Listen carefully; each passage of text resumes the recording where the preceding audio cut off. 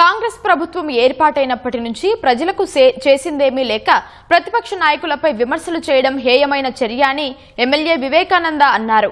ప్రభుత్వ విప్ అనే పదానికి అర్థం తెలియకుండా ఆది శ్రీనివాస్ వ్యవహరిస్తున్న తీరు సరికాదని మండిపడ్డారు.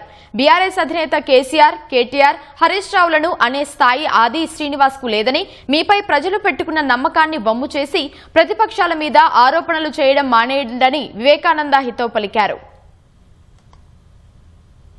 కాంగ్రెస్ పాలన వచ్చిన తర్వాత ముఖ్యమంత్రి రేవంత్ రెడ్డి గారు కానివ్వండి, వారి మంత్రులు కానివ్వండి, వారి పార్టీ నాయకులు కానివ్వండి, ప్రజలకి ఏం చేస్తామో చెప్పలేక, మరి వారు చేస్తున్నది ఏమీ లేక, మన ప్రభుత్వం ఘోరంగా విఫలమైనటువంటి సందర్భంలో కేవలము బీఆర్ఎస్ పార్టీ పైన దుమ్మెత్తి పోయడానికి ప్రయత్నం చేస్తూ కాలేపన చేసే ప్రయత్నం చేస్తూ ఉన్నారు.